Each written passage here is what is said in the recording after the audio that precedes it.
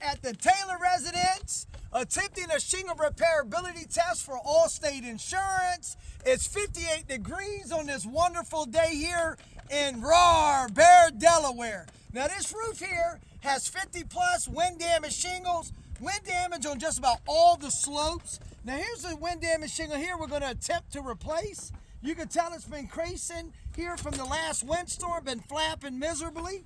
So this is what we're working with: a putty knife and a roof snake and a basic hammer. And here's a shingle we're going to attempt to replace it with. It's a whole lot bigger than what's on the roof, because on the roof you have a 5-inch exposure shingle, discontinued. We're still going to attempt to repair on this wonderful roof. Now, first thing, we can't just rip this shingle out. You have to first take a putty knife. You have to break the seals in the surrounding area. Very easily, very gently. Break all the seals in the surrounding area. You have to go 2 shingles up to get to the nail strips. So you got to go one more up here. And I can feel the matting transfer as I'm going across, but we're still going to attempt to repair. So here we go. So all the shingles, we broke the seals in the surrounding area. Now we have to take this roof snake to get the nails out. So we're going to let these shingles no more than a 45-degree angle, very easy, very gently, to get the nails out. There's 1, 2. Notice here, Mr. Cameraman, notice the matting transfer here.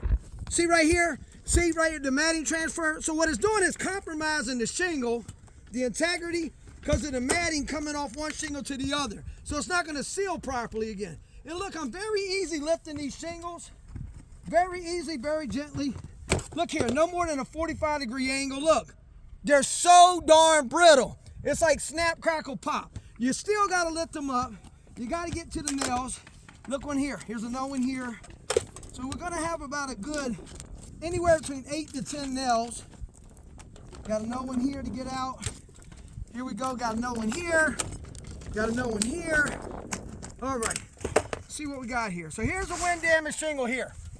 Look at the size difference in this and the one that we came back here to attempt. Look right here. This is a almost 6-inch exposure. This is 5-inch. Well, we're still going to attempt to repair. So we're going to take this big Goliath shingle and put it under here where David was at. So here we go. Notice here how much bigger this shingle is, Mr. Cameraman. Look right here. It's a lot longer.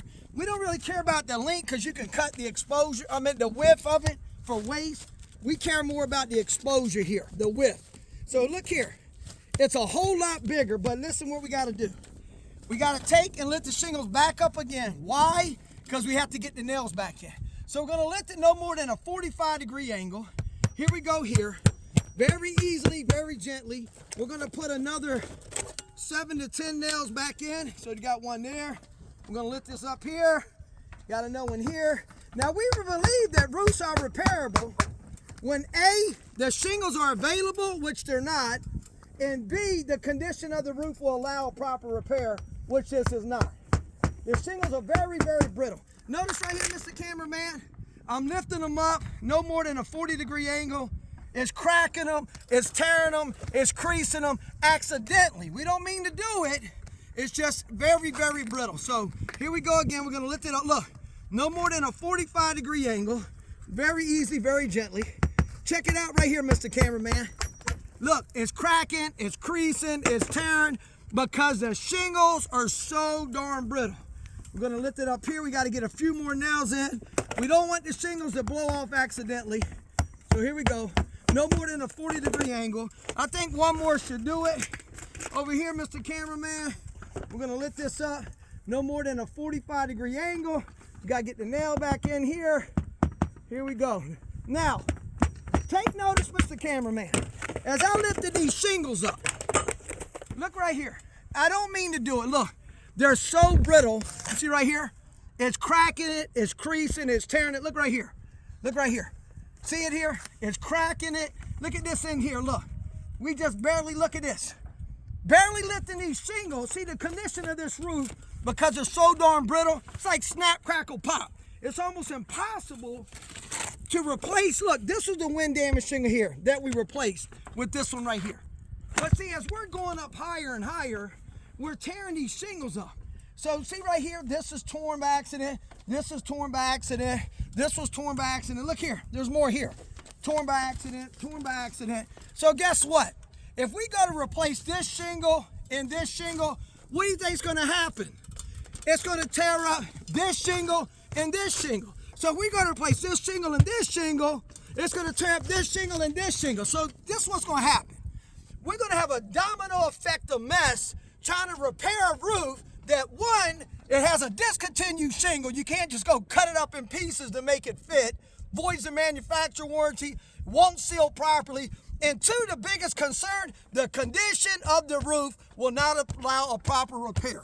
This roof right here, any professional roofer, heck, any backyard roofer will tell you, this thing right here, 100% will fail any shingle repairability test. This roof right here, definitely not repairable.